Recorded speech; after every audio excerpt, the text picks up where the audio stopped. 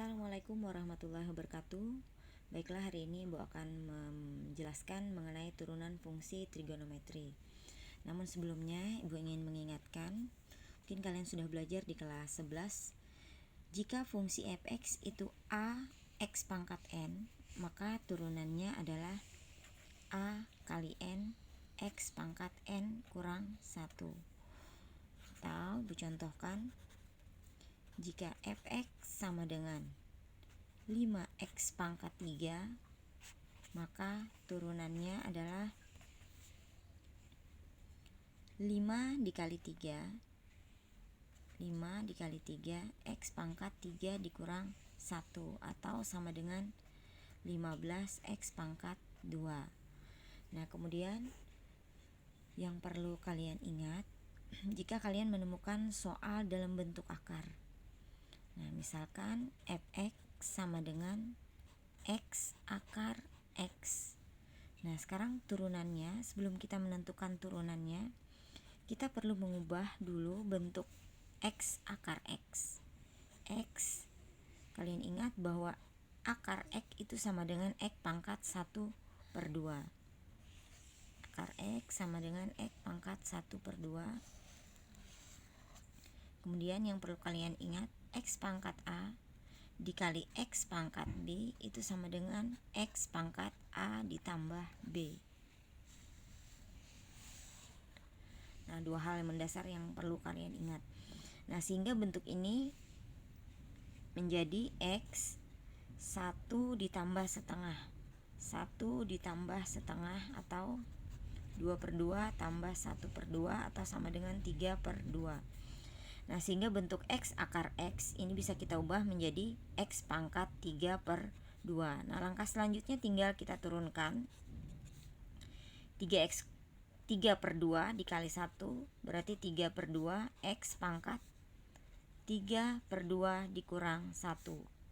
3/2 dikurang 1, atau sama dengan 3/2 dikurang, kalian lihat penyebutnya, berarti 1, sama dengan 2/2 atau 1/2.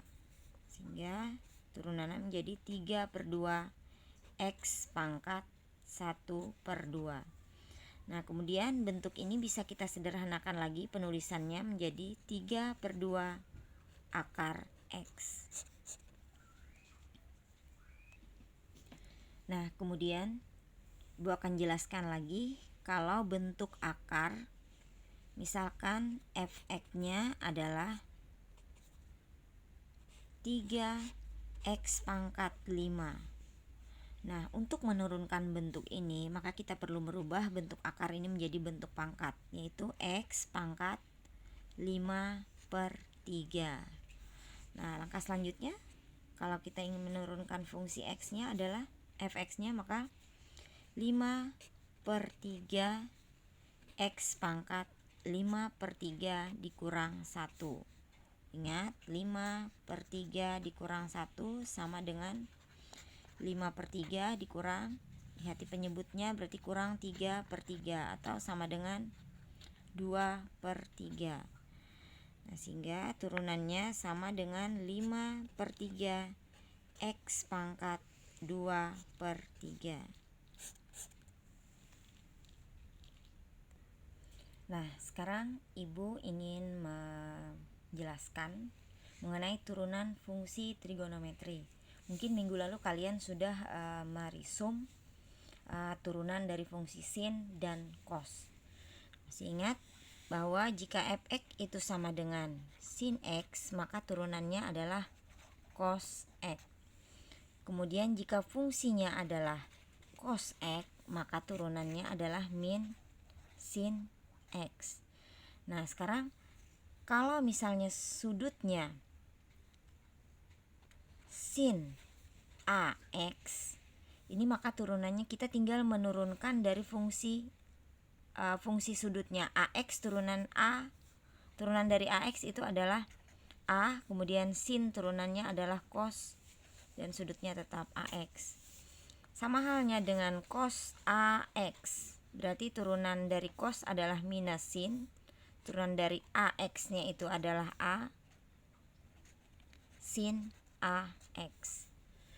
Nah, seandainya kalian ketemu sin AX plus B, nah maka turunan dari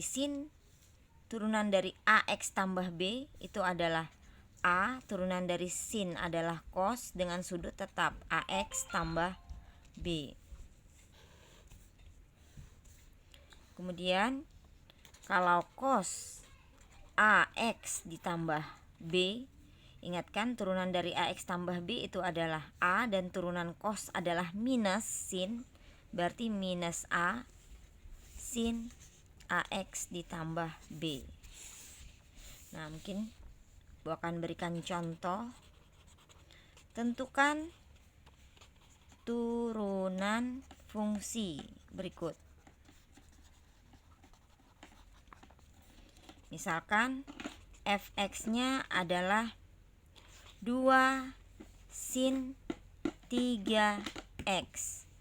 Nah, langkah yang pertama, kalian perhatikan turunan dari 3x adalah 3.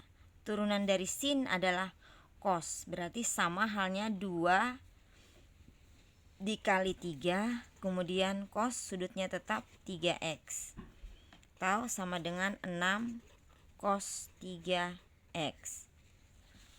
Nah, misalnya kalian ketemu lagi fx sama dengan setengah atau 3/2. Oke, 3/2 cos 5x ditambah 1.